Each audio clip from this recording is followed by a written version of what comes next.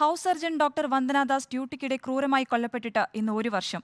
ആശുപത്രിയിലെ സുരക്ഷാ വീഴ്ച ഡോക്ടറുടെ ജീവനെടുത്ത് ഒരാണ്ട് കഴിഞ്ഞിട്ടും ആശുപത്രികളിലെ സുരക്ഷ ഉറപ്പാക്കാൻ സർക്കാരിനായിട്ടില്ല.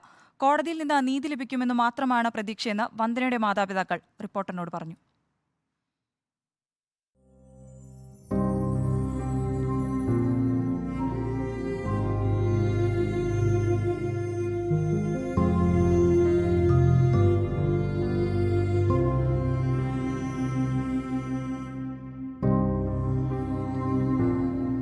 ഒരുപാട് പ്രതീക്ഷകളുമായി MBBS നേടിയവൾ, അച്ഛന്റെയും അമ്മയുടെയും ഏക മകൾ. 2023 മെയ് 9 അവൾ പതിവ് പോലെ ഡ്യൂട്ടിക്കെത്തി. ഡ്യൂട്ടിയിലിരിക്കുമ്പോൾ പുലർച്ചെ 4:30യോടെയാണ് ലഹരിക്കടിമയായ സന്ദീപിനെ പോലീസുകാർ എത്തിക്കുന്നത്. കാലിലെ മുറിവ് തുന്നിക്കെട്ടാൻ കൈവിലങ്ങ് വച്ചിരുന്നില്ല. മുറിവ് തുന്നിക്കെട്ടുന്നതിനിടെ പ്രതി മേശപ്പുറത്തിരുന്ന കത്രിക ഉപയോഗിച്ച് വന്ദനയെ ആഞ്ഞു കുത്തി. ഒന്നല്ല 6 തവണ. നിലവിളി കേട്ട് ഓടിയെത്തിയ പോലീസും സഹപ്രവർത്തകരും ഏറെ പണിപ്പെട്ട അക്രമാസക്തനായ പ്രതിയെ കീഴടക്കി വന്ദനയെ ആശുപത്രിയിലേക്ക് മാറ്റി. അതീവ ഗുരുതരാവസ്ഥയിലായിരുന്ന വന്ദനയുടെ മരണം രാവിലെ 9 മണിയോടെ സ്ഥിരീകരിച്ചു. പിന്നെ കണ്ടത് കേരളം മുൻപെങ്ങും കാണാത്ത വിധമുള്ള ആരോഗ്യ പ്രവർത്തകരുടെ സമരം. മെഡിക്കൽ മേഖല ഒന്നാകെ തെരുവിലിറങ്ങി.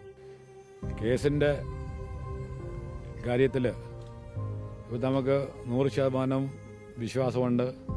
കാരണം അല്പം താമസിച്ചാലും നമുക്ക് ഇന്ത്യയിലെ നീതിന്യായ വ്യവസ്ഥ അനുസരിച്ച് ന്യായമായിട്ടും ഞങ്ങളുടെ സംശയങ്ങളും ദുരൂഹതകളും മാറ്റുന്നതിനും പ്രതിക്ക് കിട്ടാവുന്ന ശിക്ഷ ഇവിടുത്തെ നിയമവ്യവസ്ഥയിൽ കൂടെ ലഭിക്കും എന്ന് ഞങ്ങൾ പൂർണ്ണമായിട്ട് വിശ്വസിക്കുന്നു. ഡോക്ടർമാരുടെ സമരം പിൻവലിക്കാൻ വേണ്ടി മാത്രം സർക്കാർ പുറത്തിറക്കിയിരുന്ന ആശുപത്രി സംരക്ഷണ നിയമം അടിമുടി മാറ്റണമെന്ന് ഡോക്ടർമാർ ആവശ്യപ്പെട്ടു. അതിശക്തമായ സമരത്തിനൊടുവിൽ സർക്കാർ ഡോക്ടർമാർ ആവശ്യപ്പെട്ട ഭേദഗതികളോടെ സെപ്റ്റംബറിൽ വന്ദനയുടെ പേരിൽ തന്നെ നിയമം പാസാക്കി.